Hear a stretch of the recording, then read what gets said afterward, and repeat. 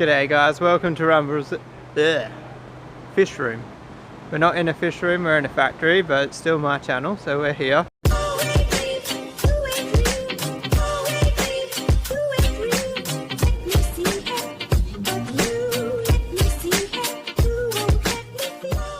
So this is the next installment of the 5 stand. So I did a couple of things off camera just because it's two-handed bullshit.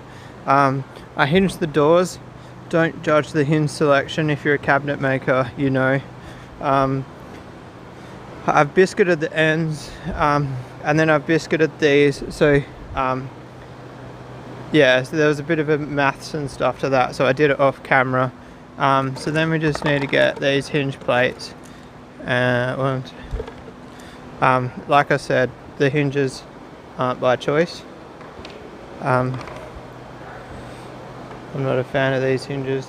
We normally use a hinge called a blum, but my boss said that stock has been an issue, so when we can't get stock we have to use crappy hinges.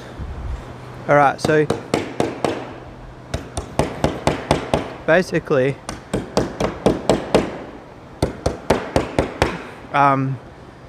there's those legs at the front there, which is right near where these hinge plates go.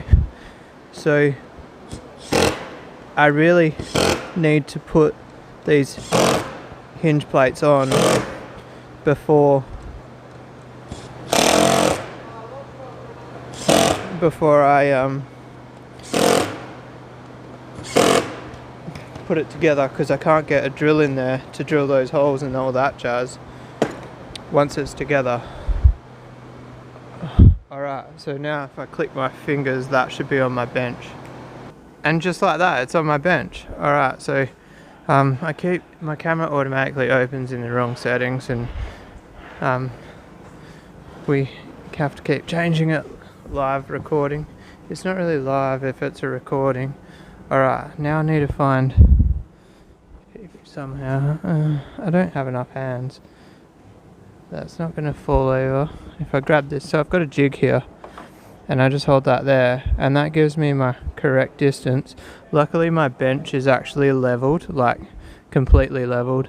One of the perks of being a weirdo is I level shit.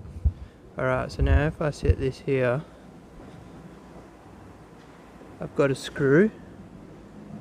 I might screw the one that you guys can't actually see right now.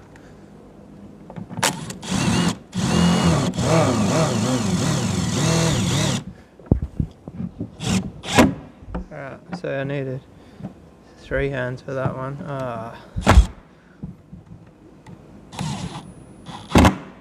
Alright, so now you guys didn't get to see the screwing, so obviously correct length screws is pretty important. I figured that out before we started recording, because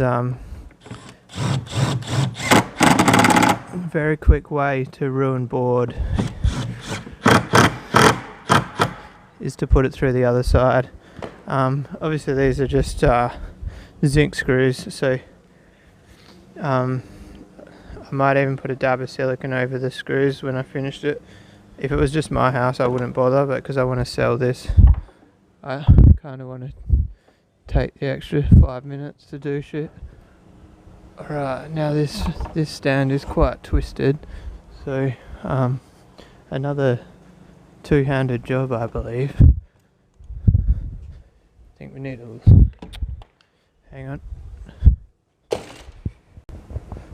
Alright, so if you're ever building a cabinet with one hand, here's another little tip. You just I've got that packer that I just showed you before, and I've clamped into position, which pulls this square, which means, I don't know if you remember the other video, I told you I don't need diagonal bracing. So basically 3 screws. 1, 2, 3. One-handed building, you need to place the screws in position before you start.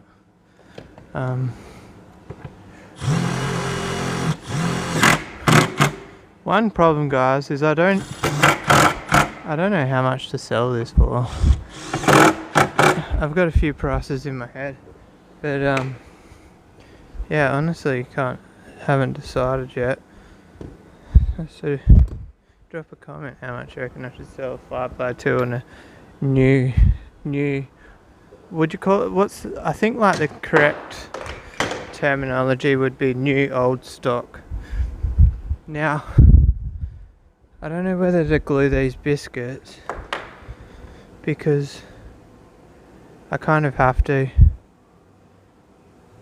So if anybody bought this and they want to put a sump in, they would have to undo the 6 screws on each side and slide the stand out from behind and put the sump in, because I'm going to glue these. Yeah, I think if I don't glue them it's going to be dodgy. The only problem is I don't think I'm going to be able to bring you guys along for the ride because I need 6 hands to try and glue it up. What tool do we need? This one. So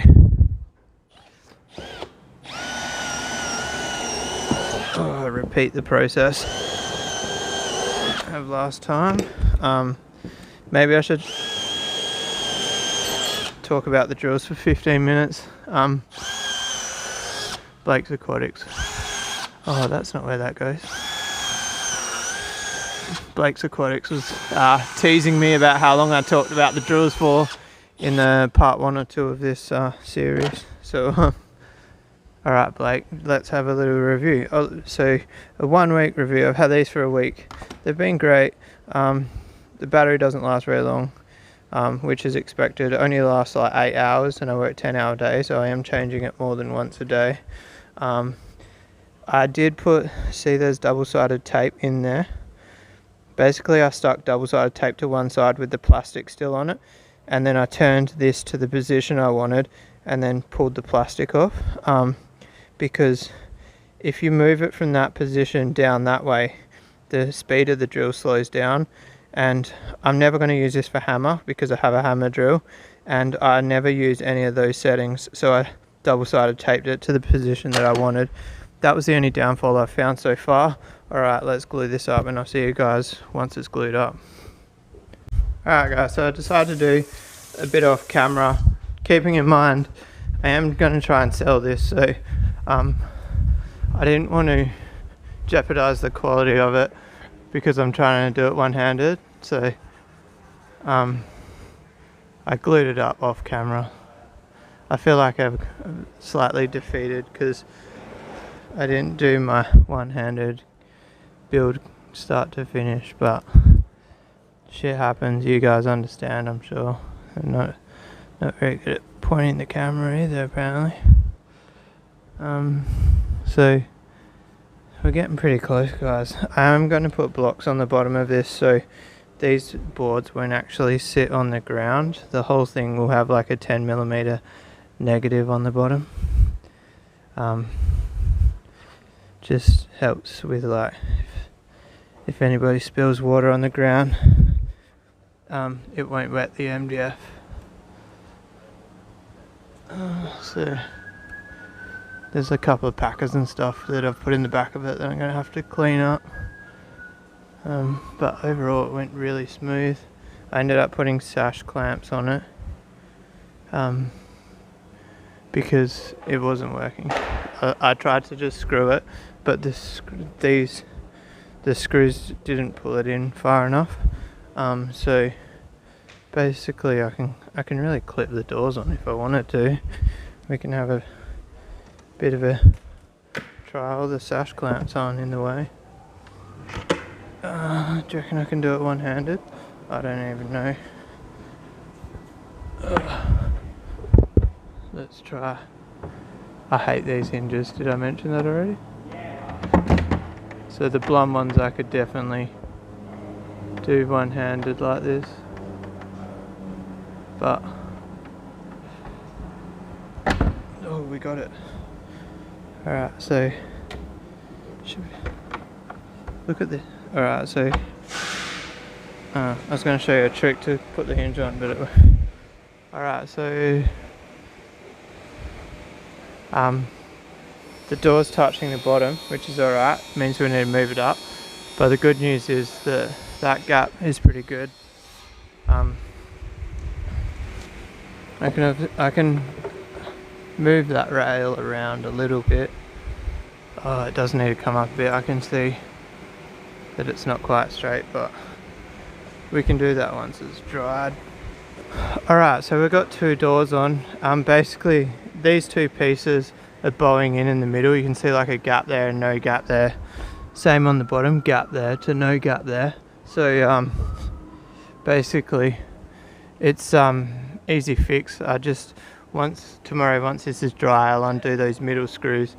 I'll probably wait till I've got this middle door on, and then I'll pack it all out.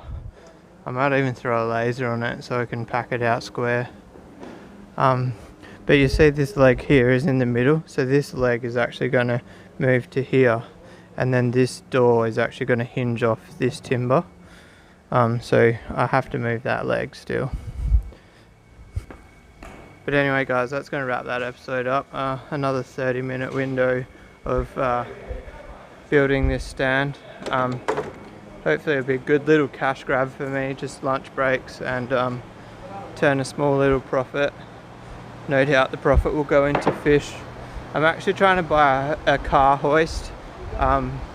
So if anybody's in Perth and knows of any second-hand car hoists, it needs to be a bottom brace, 2-post, and I'm only looking to spend like 1,200. And I have 3-phase in my shed, so that's just a sneaky little plug, or is it a plug? What is it?